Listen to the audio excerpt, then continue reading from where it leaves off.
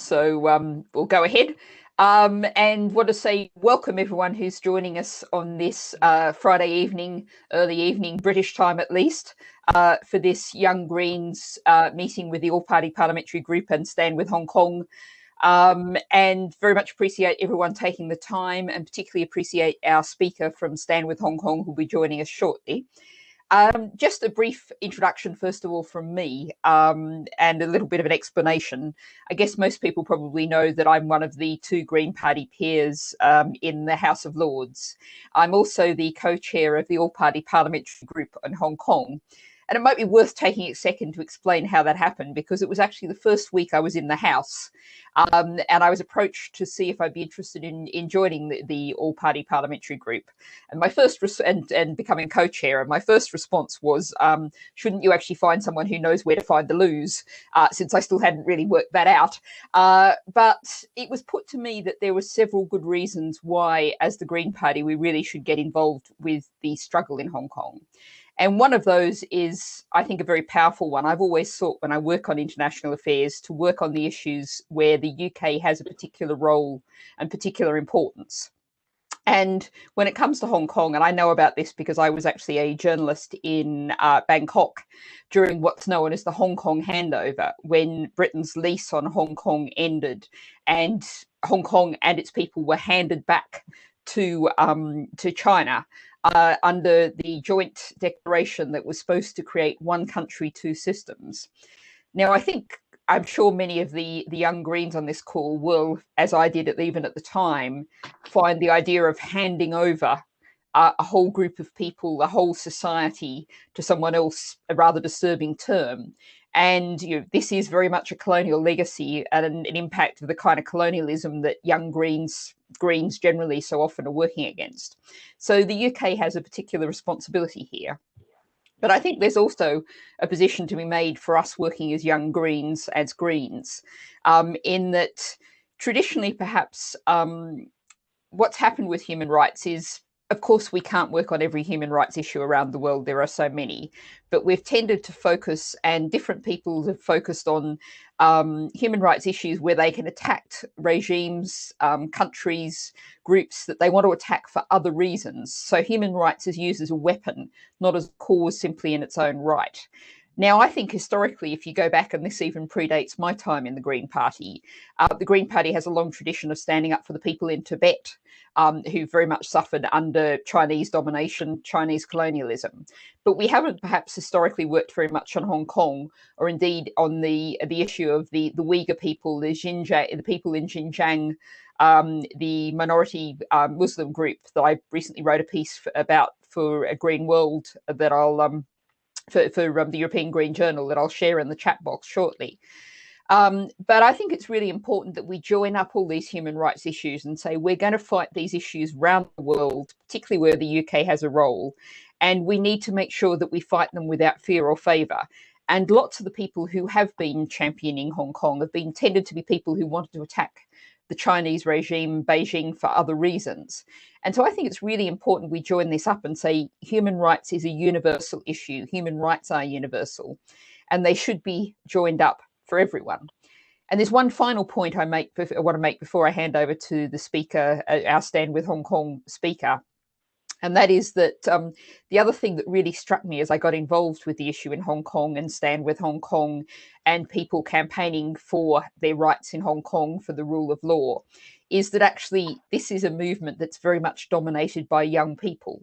Lots of the people who are actually been on the streets, up to 1 million people on the streets in Hong Kong are under 18s. Huge numbers of them are in their late teens, early 20s.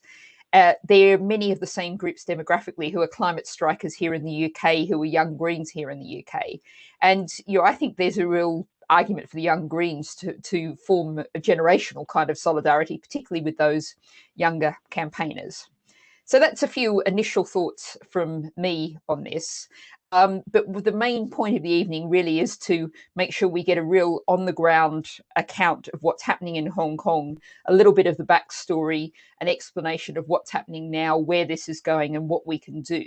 So what I'm going to do now is hand over for about 10 minutes or so to someone who I'm going to call Francis. he is operating with, it will sound a little strange because for reasons of security, we've got a voice distorting software to make sure that the voice print is not identifiable.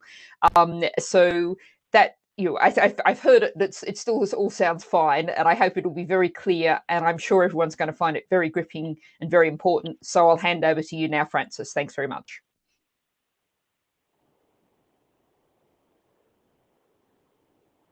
Thank you very much, Baroness Bennett, and thank you so much for this opportunity. And may I say how much I appreciate this opportunity to speak to you all. Of course, I wish that I could speak to you without any restrictions. However, the political situations in Hong Kong has prevented myself to do that. I cannot speak my free mind. I cannot speak without fear. And as someone who is originally from Hong Kong, even though who are now in the United Kingdom, the reality is I'm still, being controlled by a lot of constraints in Hong Kong. And I think that really is showing how bad the political situations in Hong Kong has become. So Baroness Bennett is the co-chair of the All-Party Parliamentary Group of Hong Kong, and she and other parliamentarians have been doing a fantastic job in making sure that the British public and British politicians are informed about the issues of Hong Kong. So as I'm sure most of you know, that Hong Kong was a British colony until 1997, and it was handed to China under the Sino-British Joint Declaration, which guarantees Hong Kong would enjoy a framework of one country, two systems. What it really means, it means China has promised Hong Kongers and promised the UK that after the handover, after the transfer of sovereignty, that's the technical term, that Hong Kong will continue its way of life, including it will continue its legal structure, including it will continue its lifestyle, its freedom of speech, freedom of the press, and continue political developments in terms of opening more elections, democratization. And as soon as after the handover, the political situation in Hong Kong was relatively stable. It was not a lot different before the handover. So I would say in the first 10 years, obviously there are changes, and there are small parts that you feel that, okay, things are getting a bit tricky. But it was not until in the recent 10 years that things have changed so drastically to an extent that now Hong Kong is no longer considered as an autonomous city-state under the Joint Declaration. The newest developments of Hong Kong is the Chinese government, after nearly 12 months of intense protests in Hong Kong, after 12 months of intense protests in Hong Kong, the Chinese government decided that the situation is out of control, and unlike any civilized governments or any governments with any cultures when it comes to responding the request from the people, they decided to impose a very draconian national security law. The national security law is a piece of legislation that's under the law protecting the national security of China, Hong Kong included, that is.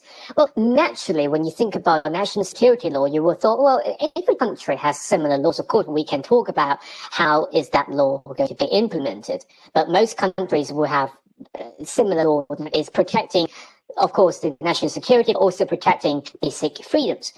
The national security law in Hong Kong, implemented in Hong Kong, first, it was not passed by Hong Kong's own legislature.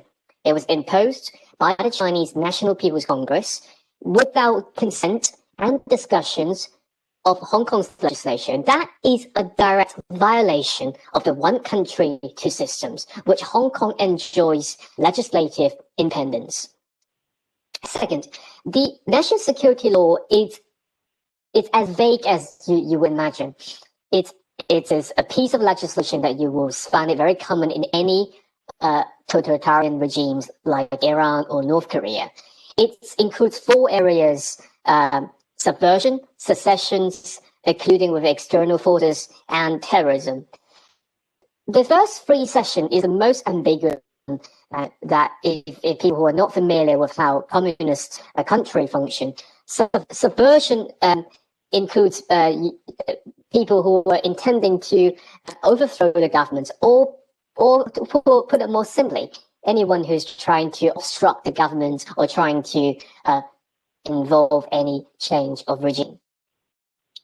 And secession is to remove any part of China out of the Chinese control. So, for example, the people who are advocating Hong Kong independence, they will fall under the secession charge. And colluding with external power or external forces, this is even more ambiguous. What it means, the basic, the easiest way you can break this law, it's, for example, when I speak to Baroness Bennett about, I think the UK should introduce Magnitsky-style sanctions to target those who violate human rights law in Hong Kong. That statement, me being here today, it's violating that part of the law. So we can see that the impact of the national security law is severe. It's fundamentally, that's the key thing, it fundamentally changes the legal framework and the promises China made back in 1984. When the treaty was signed. So Hong Kong, under the national security law, is no longer a free, democratic, and autonomous city. It's now in de facto Chinese control. And the latest developments when it's related to national security law is over 53 Democrats, pro-democracy candidates who participate in primary elections. So this year, not this year, 2020 was meant to be the general elections of the Legislative Council, the legislature of Hong Kong. And before the Legislative Council elections, the pro-democracy camp was organizing a primaries. So they were trying to work out whose candidates would be best in order to get a majority in the Legislative Council chamber. The government's Hong Kong was saying that this primaries is the intention of the primary for people who are participating in the primary elections aim is to overthrow the Hong Kong government, is to paralyze the government. So therefore, people, all the candidates who are participating in this primary elections are considered as breaking the national security law under the sessions of subversion. We thought they were joking. I mean, no one thought they were joking, but no one thought they would go that far in arresting everyone who were involved in the election. The arrest happened 2 days ago. So what we're now seeing is the political situation in Hong Kong continues to deteriorate. China feels that now that because China is becoming very powerful, there's no one or nothing can stop them. There's no any tangible thing that the UK government or even the US government can do with immediate effects to stop China doing what's happening in Hong Kong. The protest in Hong Kong is in a way continuing. You know, my organization and many other organizations with similar background, it's still operating, but we are of course operating out of Hong Kong because if we are still in Hong Kong, the threats for us will be quite imminent. But the fact is that any physical protests in Hong Kong has now been more or less crushed because of coronavirus, and second because of the national security law and the implementation of that law. So what we're seeing is China is doing everything she can within her power, within her ability to control and crush any sign of freedoms or any sign of different opinions in Hong Kong. And the situation in Hong Kong, it's not improving, and it will only get worse. And I know it's rather bleak. Though that being said, there are things that we can work on that, and I'm sure that later at this webinar we'll explore more options. What fellow Young Greens member and fellow members of parliament and peers in the parliaments can do to support Hong Kong and to support Hong Kongers who are now unfortunately fleeing Hong Kong. Thank you. Whoop, Thank you very much, Francis, for that. And thank you for everything you're doing, and for so many young people and people in Hong Kong and outside Hong Kong who've had to flee Hong Kong, for what you're doing to stand up for freedom. What we're going to do in terms of the structure of this seminar is we're going to hear from Rosie Rawle, the co-chair of the Young Greens, and then from Shara Sharp, our international officer, with some thoughts about what we can do. But then there will be time for Q&A, for discussion, for questions. So just to note, I'm sure as Young Greens, everyone on this call will have already found there's a chat function down, for me anyway, in the bottom right-hand corner. So if questions occur to you, please feel free to drop the questions in now, or indeed thoughts.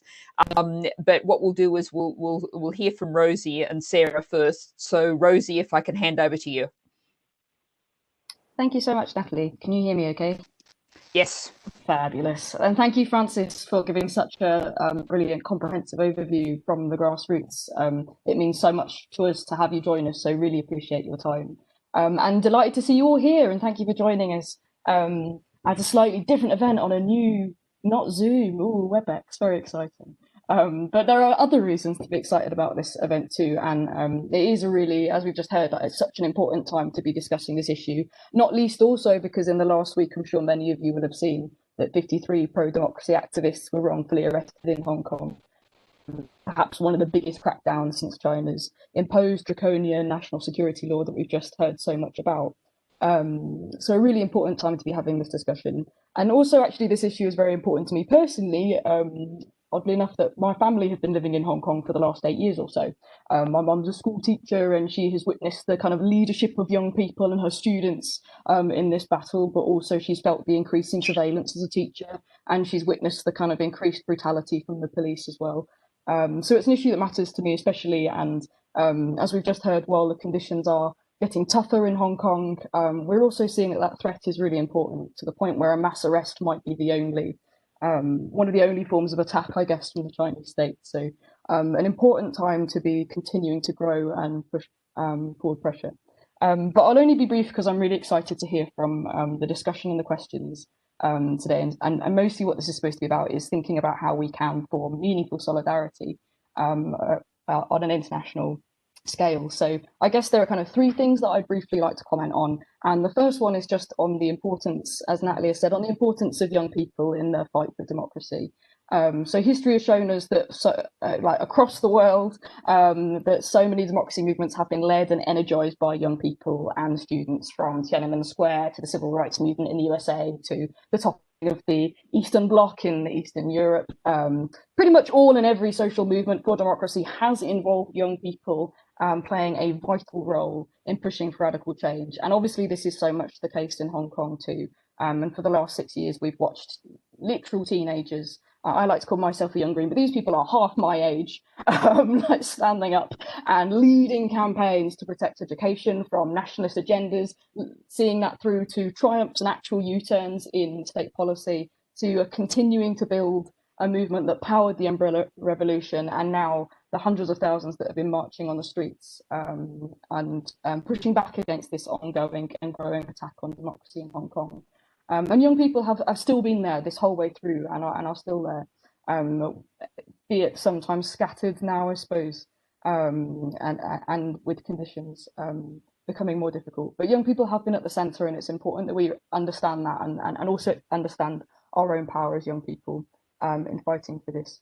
And the second is about the fight for democracy itself, actually, and I think that in every battle of democracy, we've seen obviously that things don't happen overnight, and like also what was once won can also be taken away. And it shows, I think, how important it is to keep mobilizing, to keep resisting and to keep fighting, because there will always be forces in a capitalist society, always be forces trying to dismantle the democratic freedoms that we have, whether it be from repressive governments or by corporations and businesses lobbying for power, or if we look to the US right now, by the far right movements and a bigoted president who just lost an election. So as Francis said, in the UK, we have a unique number of opportunities to take action and help build that resistance to pro-democracy movements in Hong Kong. And I think Sarah will be speaking about those briefly, so I'll let her start on that. But the third thing I'd like to say briefly is also about the importance, obviously, of international solidarity. And none of the movements that I've just mentioned would have had any of the successes or growth that they have had if it weren't for not just young people stepping up, but also for international actors, for international media and movements adding global pressure.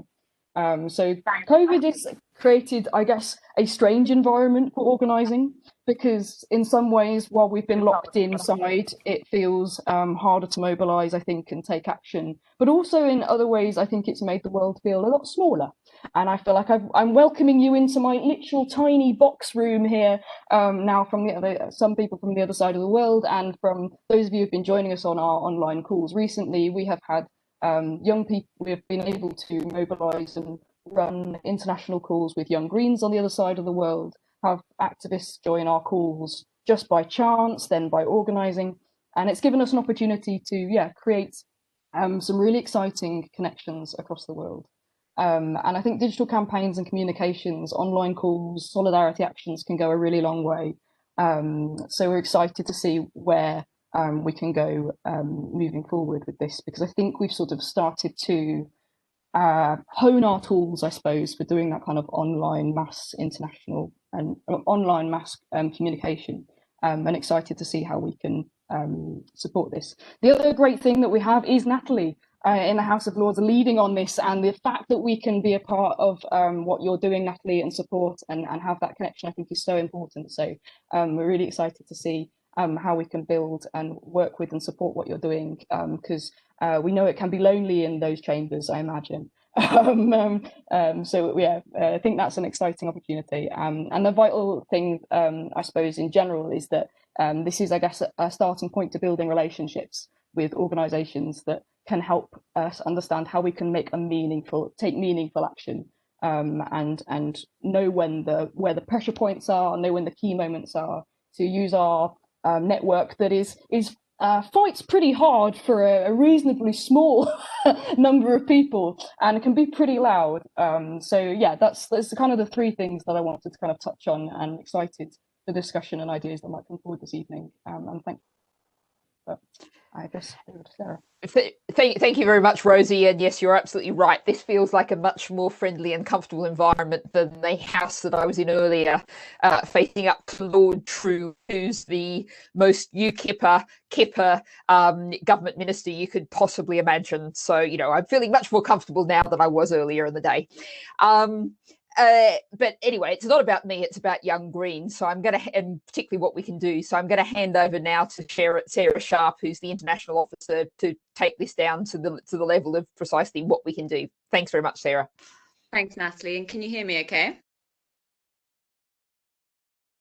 Yeah? Okay, yes. Great. Yep. Well, thank you, Natalie, for all the work you're doing in the House of Lords. It's really inspiring, and it's great to have you in there. And thank you, Francis, for joining us today. It's really fascinating to hear what's going on in the ground in Hong Kong, and quite alarming what's happened this week. But kind of what I just wanted to quickly touch on before questions is why it is so important for us as young green activists to think globally and to act on it. So international advocacy is such a core part of who we are as young greens, because so many of the issues that we are passionate about are global issues. We've seen from the youth strikes how powerful young people can be when they mobilize together internationally, and the difference they can make without much resource or concrete or political influence. And I think the core values of us as Greens are cooperation, democracy, standing up for human rights, standing up for those who need other people to stand behind them. And I think Hong Kong is a really, really good example where we should and can step up as young Greens in the UK. There's obviously the connection to Hong Kong, which is quite unique to the UK. And I think what's happened in Hong Kong in terms of the breaking of trust with China after the Sino-British Joint Declaration in the 80s, the declaration promised Hong Kong to be a separate system, same country, one country, two systems. It promised Hong Kong to be able to maintain a democratic system until 2047. It promised 50 years of democracy, and what's happened is China has broken that quite blatantly in many ways in the last 10 years, and especially this year. what we need to do as Young Greens is push our politicians to implement what's called Magnitsky sanctions, which are sanctions on individuals who have committed human rights atrocities or human rights who have impacted people in a negative way in Hong Kong through freezing assets in the UK for those people, restricting their right to movement in the UK. Now, the UK government has made some movement on this. However, these sanctions haven't actually been implemented yet. So what we can be doing as Young Greens is pressurising our MPs, is writing to ministers to pressurise them to implement these. Now, there is an argument that says until we have US completely behind us on this, it's very risky because of the economic implications that China could have on us. There's an argument saying the UK is holding off until we're sure of what Biden's going to do, what the Biden administration thinks about this. However, I believe as Young Greens, we need to be very consistent in our values and very consistent in what we're calling for, no matter what other countries are doing, and maybe even no matter what the economic implications are. I do believe we need to do the right thing, because this is a long-term battle against authoritarianism and a long-term battle to stand up for democracy and human rights. So one really practical thing is pressurizing our politicians on Magnitsky sanctions. Another thing is supporting Hong Kong activists in any way we can internationally. Look, we aren't the experts on this, the Hong Kong activists are. So we need to be taking instructions from them, like Rosie said, having strong relationship with them to know when we need to push and where we need to push. So building relationship with these organizations like Stand with Hong Kong, and also supporting activists in universities. I think that's a really practical thing we can do. So for all the Young Greens who are at universities here, find societies that have Hong Kongers in them. Find groups, start a group, and we can initiate that as your Young Greens exec, but also just take initiative on this. It's really powerful what you can do with the networks you make now in university, because these people from Hong Kong who are studying in the UK will go back to Hong Kong. If you create a relationship with them now, you're able to support them moving forward. So don't underestimate the power of even a friendship at uni with a Hong Konger. And finally, sorry about my dog. Finally, actually thinking about how we stand up to the Chinese breaches on human rights in other ways. For example, pressurizing companies in the UK who have goods coming from Uyghur Muslim camps, because this is a real problem. And many people are not aware that a lot of goods that come into the UK that we are buying on a daily basis are coming from these areas. So that's something that I want to look into more as your Young Green International rep. But even as an individual, you can all be writing to companies, pressurizing them, because companies are starting to respond, but we need more pressure from young people on them. So those are just some basic things to start on, and I'm going to be working on this more moving forward, so keep an eye out. But the main thing is letting Hong Kong activists take the lead and us acting when they want us to, basically. But yeah, thank you so much for coming. And this is just the beginning. This is just to raise awareness and for us to come together and really brainstorm moving forward of what we need to be doing more together. But yeah, back to you, Natalie. Thank you very much, Sarah, and some really great ideas there and some really great information. Just a couple of things that I'll add to that is one of the things we were hearing this morning actually from Ted Hui, who was the elected member of the Legislative Council, was how his and all of his family's bank accounts had been frozen and the money just effectively seized by HSBC Bank. And I think we're going to be seeing a lot of activity on HSBC Bank and Standard Chartered, both of whom have basically lined themselves up with the Beijing regime. So that's something to watch out for.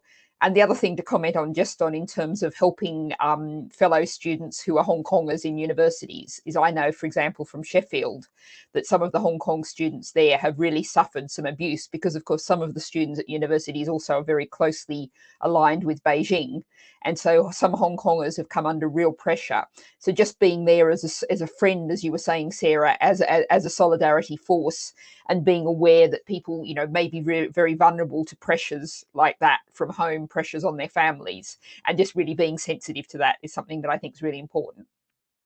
So I think we've got a bit of time now for questions and discussion. There's a bit of question happening, comments and discussion happening in the chat already that I can see.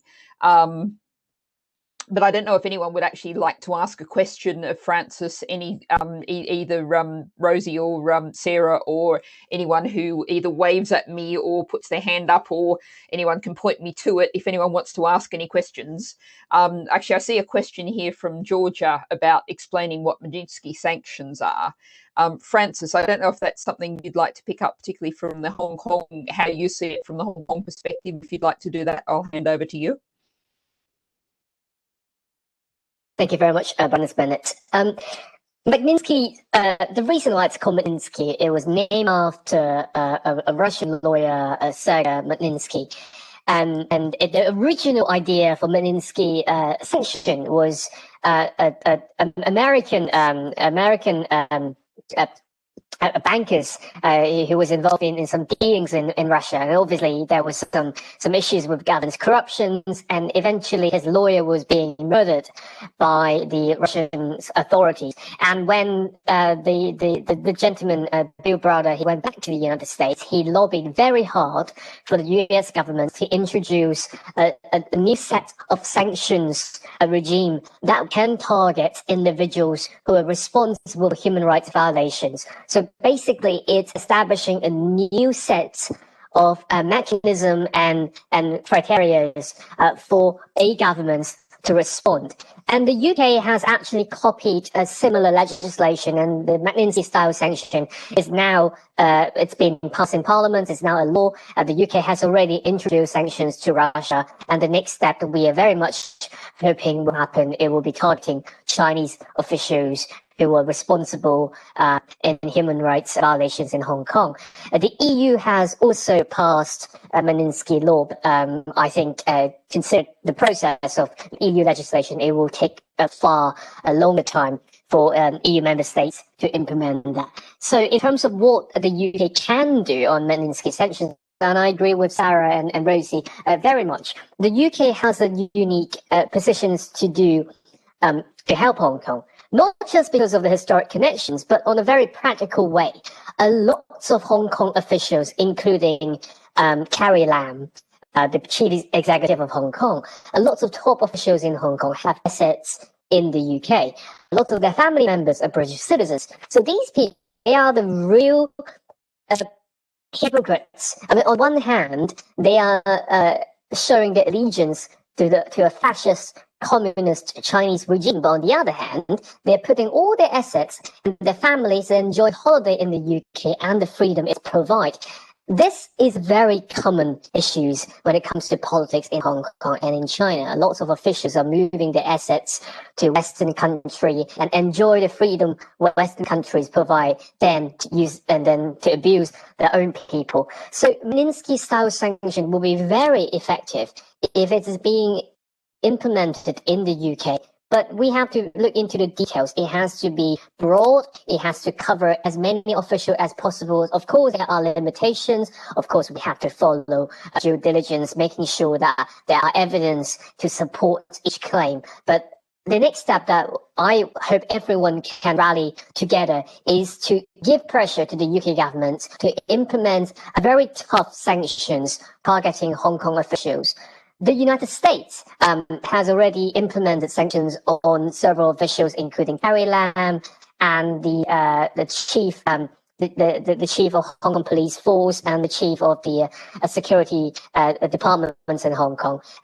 But as far as I know, most of them don't have assets in the United States, but lots of them have assets in the UK. So sanction targeting Hong Kong officials in the UK will be a very powerful tool. But of course, apart from sanctioning individuals, a bigger question, and we have to ask ourselves, is consider how China is behaving in recent years, and consider how a gigantic economic machine China is. Maybe we have to ask ourselves, is that time for us to decouple from China? We need to look into our economy, because a lot of countries, thanks to the World Trade Organization, thanks to the provisions provided to China, China was able to integrate very well into Western democracy, the international market. But what's something that China was doing is China is using the benefits of authoritarian regimes, using the if there's benefits, one of the benefits of authoritarian regimes are very efficient, because there's no opposition, so they could do things whenever they want, and wherever they want, and in a fashion that probably no democratic country can do. But that is the strength, and they're using that strength to attack democracy. They were arresting 53 pro-democracy figures on the day when U.S. Congress is counting the votes for the Electoral College, and we all know what happened in Washington, D.C., and that diverts a lot of attention away. And that is one of the things that China has been doing. So after first layer of Magnitsky-style sanction targeting officials, I think much deeper questions we all have to ask is, how can we respond to a Chinese regime which is very much doing everything that China can do to expand its visions and to crush democracy and to influence other democratic countries to follow their lead? And that is a much tougher question that we need to answer, and we need to be thinking about what can we do. And I think that's the kind of questions that that Greens are always asking. I don't know if Rosie or Sarah, if you'd like to offer any reflections in response to that. Rosie, I'm going to pick on you since I can see you first on my screen. No, absolutely, and it's interesting because a lot of the things that we've been talking about in the Young Greens recently is about how one issue is never just one issue, and so many of these are connected, and to look on the face of things, like to look at an issue and understand how we can take action to push back, is also understanding the forces and the actors that are at play, and seeing this as kind of structural, the structural influence that the Chinese state has across the world, but also towards particular populations. So I suppose it's the big questions that we're trying to grapple with ourselves. And interestingly, I think coronavirus, how in some ways a lot of these kind of structures are also not as strong as we thought they were. That we're seeing an awful lot of political systems trembling under the pressure, and I suppose that kind of highlights that. I guess two things, that so many issues are interlinked, and that we really need to be looking at who has power in these situations, and where we can kind of tap and start to ask those big questions. It's not a very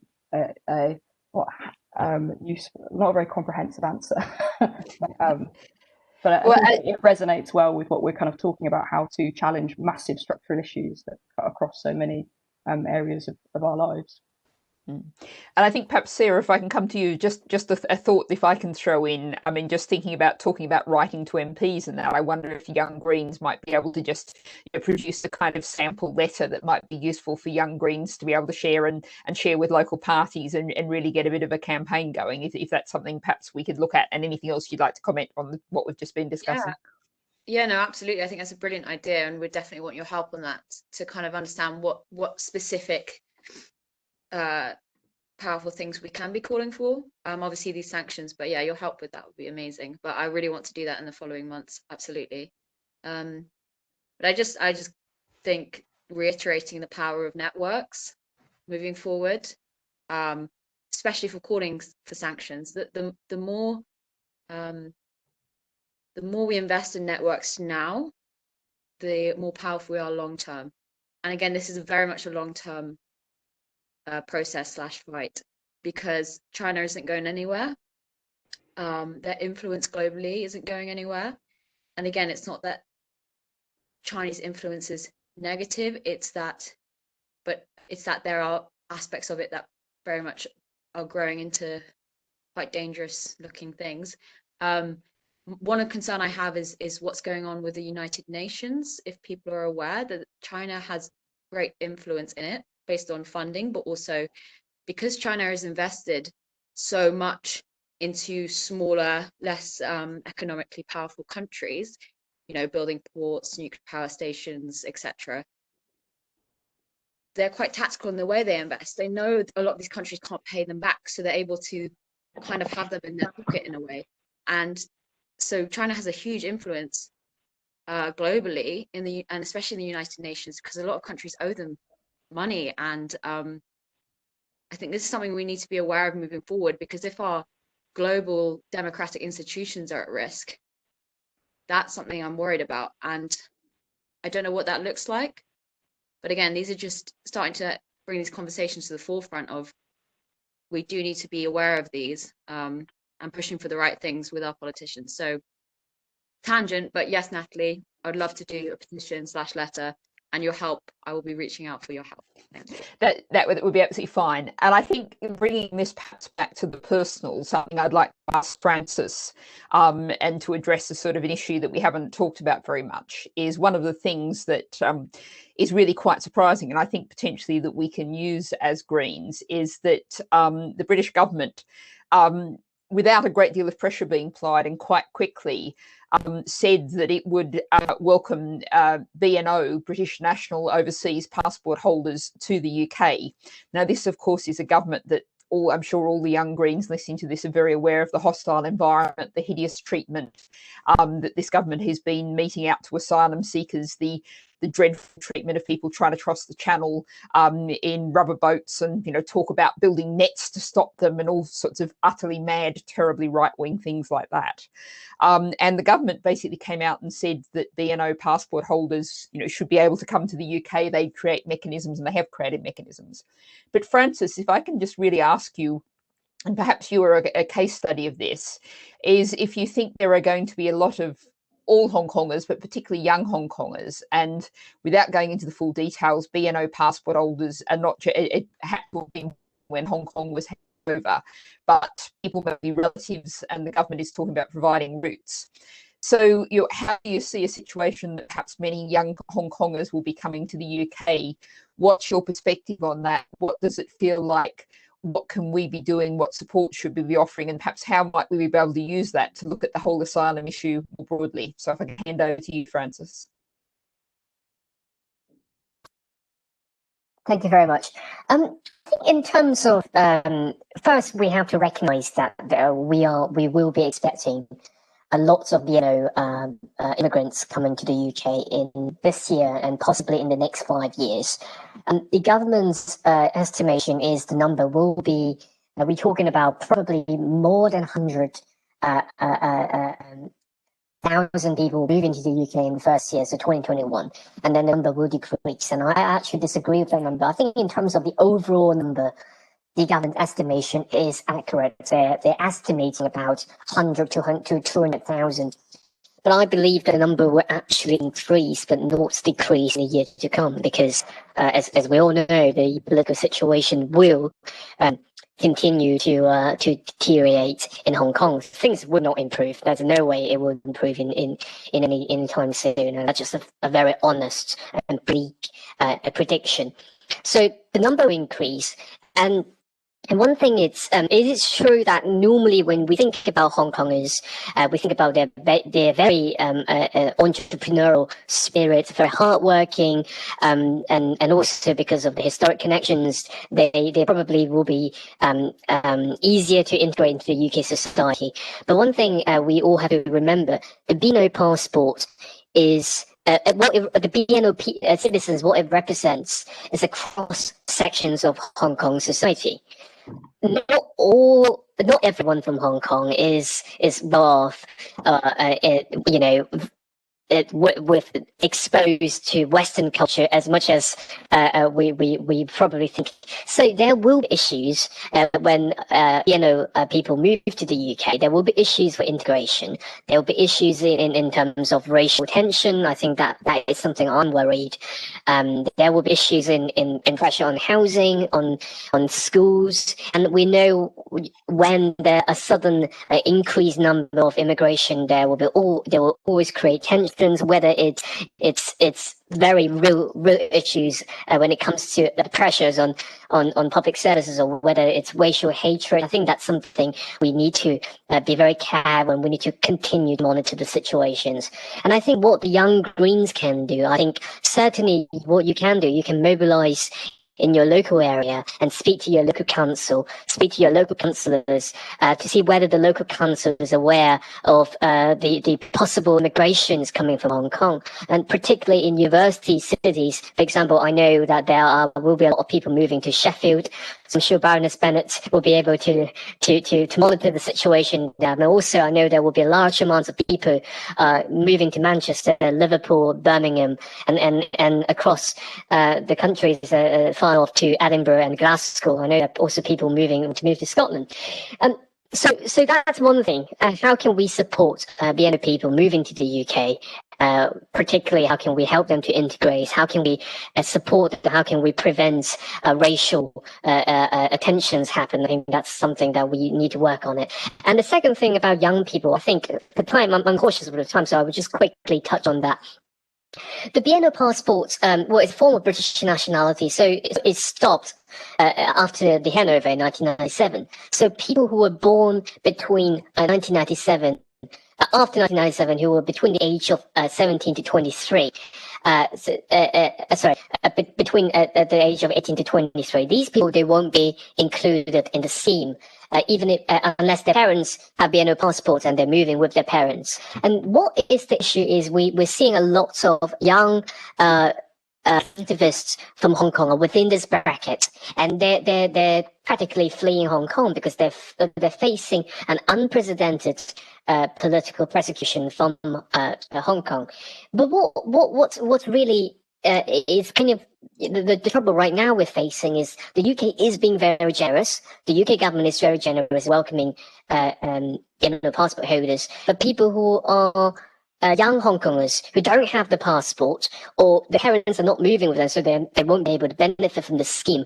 They are trapped in the system. You know, they need to leave Hong Kong because they have a genuine fear of their personal safety.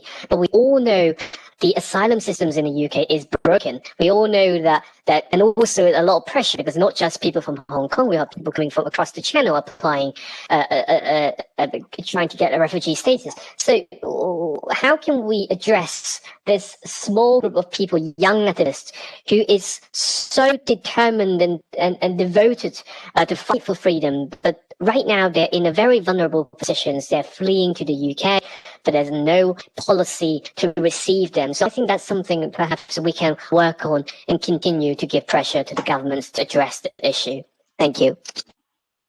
Thank you very much, Francis. And I think there is worth making the point that sometimes I find, particularly with lots of in groups meeting with right wingers, they say, all the Hong Kongers speak English and have lots of entrepreneurial skills, and we can't assume that everyone is in a financial position. Not everyone speaks English, and we need to make sure those are those support services that Greens are fighting for so many different people. And I think you've very much addressed the point that Stefan's talked about, the internal support within the UK in the chat box. And just a sort of final very quick question to you, Francis. Stefan was asking about any, sort of perhaps funding streams, any fundraising, any ways in which people can be supported, perhaps with legal fees. Are there any practical steps that can immediately be taken, Francis, if there's anything you wanted to share on that kind of line, or indeed anyone else wanted to share in the chat box? Thank you. Yes, I actually want to go to that question. Unfortunately, I'm being very honest with you. Right now, because of the national security law, lots of previous method that we have seen, for example, people donating money to a crowd fund to support protesters, it's getting harder and harder. Because what happened is, let's say, even if we provide a PayPal link for you to donate money, but that money can be freezed if it's been transferred to Hong Kong by the Hong Kong police. So right now, there is some difficulties in supporting people locally. And that is, I think, what we can see, that is the effect of the national security law. However, especially for people who are now in the UK, I think what we can do in a more practical way is there are new charities setting up to support young Hong Kongers who are fleeing Hong Kong. There's a charity, it's called Hong Kong ARC, Hong Kong Assistance and Resettlement Community. It's going to be launched very soon. One of the trustees of the charity is Mr. Nick Rogers. He's the CEO of another charity called Hong Kong Watch, which is another great organization we've been working with to support Hong Kong. And this Hong Kong ARC organization is going to support young Hong Kongers who are fleeing Hong Kong, and they will be launching a fundraiser very soon. And I think in terms of supporting them, this will be a very practical way of supporting them. At last, it will not be directly to people who are on ground in Hong Kong, but you will be supporting people who are fleeing Hong Kong. And we are now in a positions that we are facing the reality a lot of people will be leaving Hong Kong.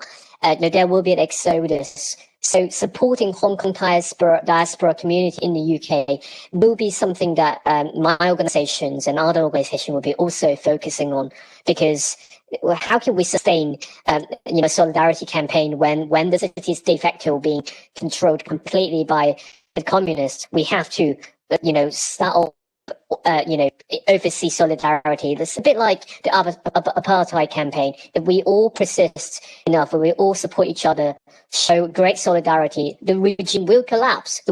Eventually it will, but it will require lots of work, and we must all work together. Thank you. I think that's a great point for you to finish on. Thank you very much, Francis. And I think I can say that I certainly will be, once that starts, I'll be sharing that on my social media feeds, and I'd imagine the Young Greens probably will be able to too. We're almost out of time. I think we all spend lots of our lives on Zoom and similar calls, and we do want to try and finish on time. I don't know if Rosie or Sarah, if you want to take a minute or so for any final thoughts. Perhaps Rosie first, if there's anything you want to say finally, and I'll say a few words at the end, but if you'd like to go first, Rosie. Yeah, sure. Thank you so much, Natalie. And thanks again, Francis. Like, so many ideas there, which are very exciting to go away and start bustling about with our team, and I'm sure you guys at home as well. But thinking it's really uplifting. It's been a really uplifting conversation, despite the kind of what I felt like we were coming into when we maybe started this conversation, when I was drafting the copy for the event, and you just go, oh Christ, where do we begin? But I think it is really exciting to hear these ideas about how we can not just take action, how we can work together, take action online to build and continue to build the activists taking action in Hong Kong, but also with groups over here, but also locally, and understanding the difference that we can make in terms of calling for support for Hong Kongers and diaspora in the UK, and linking to, I suppose, the work that we're doing in the Young Greens, thinking about how we're hopefully going to be electing loads of brand new Young Green councillors in the upcoming possible May elections, about how we can actually force change in our communities, ensure that we are creating spaces of solidarity and support, and using the power of local government to make a real difference for those people moving and escaping the kind of political persecution that we've been hearing about. But also a very specific, it's great to have such a specific kind of campaigning angle with the community style sanctions, and thinking about how we can maybe look to kind of formulate how the Young Greens plays a role in that, whether there's national days of action, support with the university networks, coordinating with other organisations, and really trying to channel as much noise and heat into one moment to, I suppose, as like what we're kind of talking about is creating a political crisis so that we have to be heard. And I think that's kind of, I guess, what we're aiming for, a global crisis that forces change, that will get there. As we say, the regime will be toppled, and it's really exciting to kind of see our role in that starting now. So thank you all for joining us as we start to sketch out our way forward. Thanks very much, Rosie. And Sarah, I don't know if there's anything you'd like to add to that. Just the only thing is to say, if any of the Young Greens on this call have any ideas for their local groups or universities or local councils, get in touch with us and we can definitely support you in that. But we'll be working on this a lot in the following months. So yeah, but thank you, Natalie and Francis, for coming today. Well, thank you very much, and particularly a huge thank you, I'm sure, on behalf of everyone to Francis, particularly for coming. I just want to share one sort of final thought with you, and it starts with an experience that I once had several years ago now in London on a march. And it was a march between the anti-fox hunting people, the protecting raptors, stop killing hen harriers people, and the stop the badger cull people. And one of the things I found on that march, that it mightn't be obvious, but they were culturally three very distinct different groups, and they all had different chants, and they weren't really used to talking to each other. And I spent lots of my time running up and down the march getting the groups to talk to each other and chant each other's chants. And people who are coming out of Hong Kong, sometimes people who are working on Hong Kong issues, may not always, from all sides of politics, come from our particular political perspectives. They may use different language. They may approach things in different ways. They won't have been exposed to the same political experiences that we've been. So it's a really interesting case study and example of where, when we reach out and talk to people, we need to understand they may be coming from different places. They may sometimes use language that's very different to our language. Politically, because of they've been in the experience underneath the repression of the Chinese Communist Party, they have a particular political view that may not be the same place we start from. And what's really important is us working together and seeing where we're talking about human rights, democracy, the rule of law, individual people having the opportunities to fulfill their human potential and live their lives. But you may approach that from different directions, and it's a matter of us all finding the way that we can talk together. And I think that's something that's very valuable for the future of the world, that's very valuable for all of us, and that we can all learn a lot from. So I think we're almost exactly on time, which isn't too bad for one of these calls, with so much in it. Thank you very much to Stand With Hong Kong, the All-Party Parliamentary Group, the Young Greens for organising this, particularly Rosie and Sarah. I just swanned along and spoke at the start. I didn't really get involved with the organisation of this, but I'm very happy to keep working with the Young Greens on this. I'll obviously be working with the All-Party Parliamentary Group.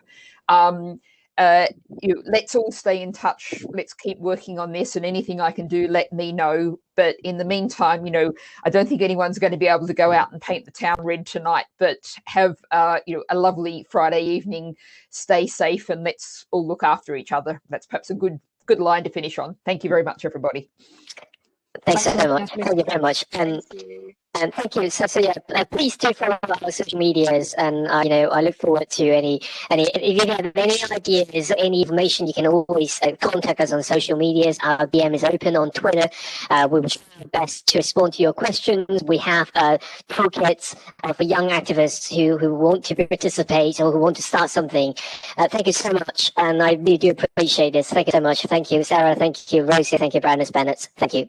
Thanks, everyone. Good night.